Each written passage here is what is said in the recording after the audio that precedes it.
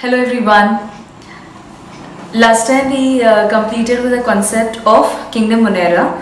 There we studied about the mode of nutrition, we studied about the classification, we studied about the reproduction of Kingdom Monera. Then we also studied about the examples of Kingdom Monera like Eubacteria and Cyanobacteria completely, right? Now in this lecture we are going to begin with the next kingdom, that is Kingdom Protista. Now Kingdom Protist or Kingdom Protista, these are unicellular organisms, eukaryotic, microscopic organisms. Fine. Protists have various lifestyles. Now they have various lifestyles means what? They can some act as a plant, some can be as that of an animal, some can act as a fungi. Which means the protists have various lifestyles which resemble as that of a plant, of an animal or that of a fungi. Now when I have to talk about the mode of nutrition of Protista, Kingdom Protista, it has different mode of nutrition. The three modes of nutrition are what? One is what? Photosynthetic, can act as photosynthetic autotrophs. Next, it can act as non-photosynthetic heterotrophs. And the third one, some can act as a parasite as well. Now when I have to go into the detail, the first one, which is photosynthetic autotrophs. These are also known as the chief producers in oceans. Now all minute plants which is floating on the surface are called phytoplanktons. Now when I have to talk about non-photosynthetic, these are zooplanktons. Now when I use the word zoo, it is related to what? The minute animals which is floating on the surface. And when I talk about parasites, some can act as a parasite and some can act as a symbiotic as well. Okay, or symbionts that you can say. Now protist has a capacity for reproduction sexually as well as asexually. Now when protist has the capacity to reproduce asexually and sexually, if it is asexually, they reproduce by binary fission. If it is, now binary fission we already have learned in class 10th. What is binary fission? Bi means two. So meaning what? The cell is the parent cell is dividing into two daughter cells. That is binary fission. And when I talk about sexual reproduction, they can either go by cell fusion or by zygote formation. Here you can take an example is slime molds, diatoms, dinoflagellates, amoeba, etc. Now here we are going to completely study in detail about diatoms, dinoflagellates, slime molds, etc. Okay. The next if I have to talk about is classification. Now how is Kingdom Protista classified? They are classified into three. One is photosynthetic protist, which is an autotroph. One is saprophytic. Okay, one is protozoan, which is a heterotrophs. Okay, now when I talk about photosynthetic autotrophs or photosynthetic protists, here they are classified into three. One is chrysophytes, second is dinoflagellates, and the third one is euglenoids. When I talk about a saprophytic or a saprophytes, then they are slime molds. When I talk about protozoan, which is a heterotrophic nutrition, they are classified into four. One is amoeboid, flagellated, ciliated, and protozoan.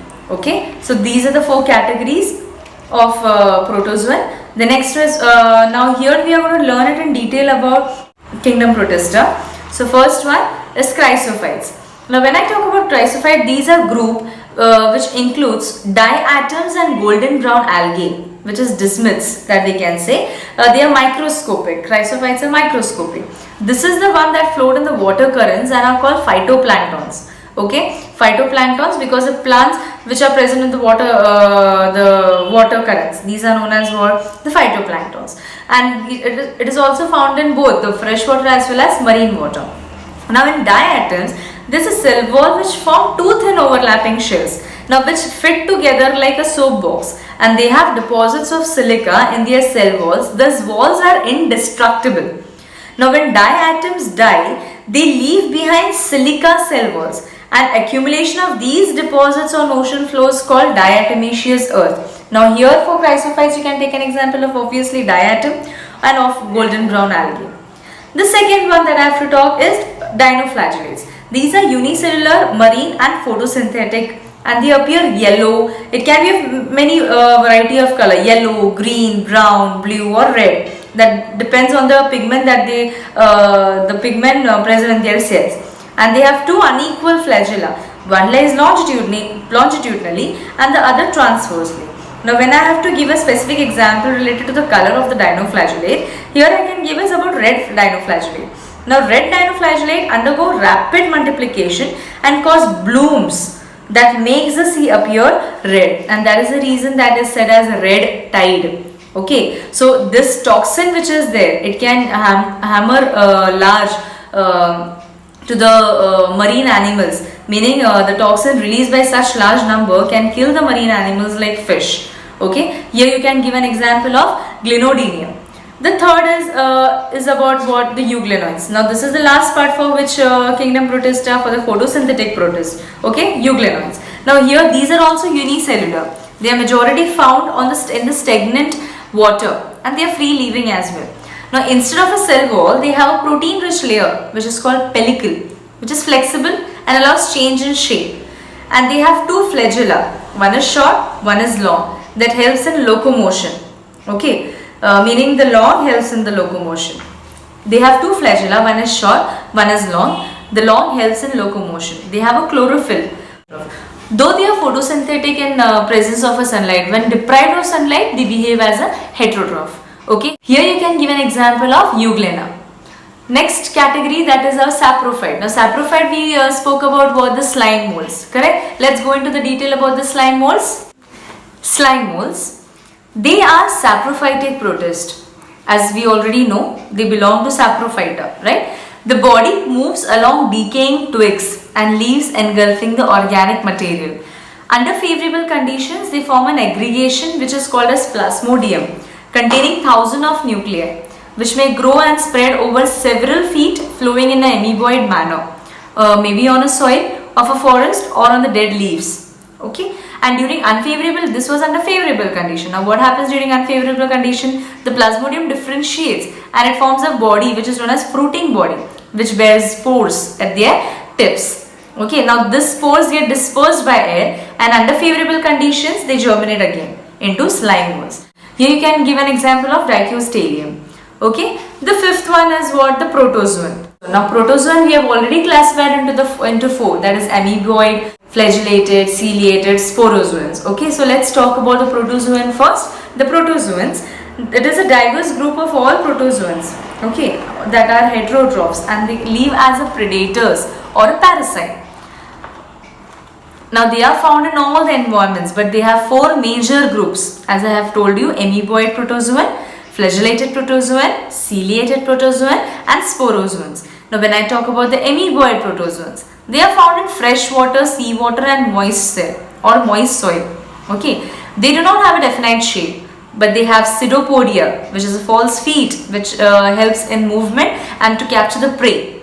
Okay, they can extend pseudopodia in any direction for locomotion and engulf the prey, right?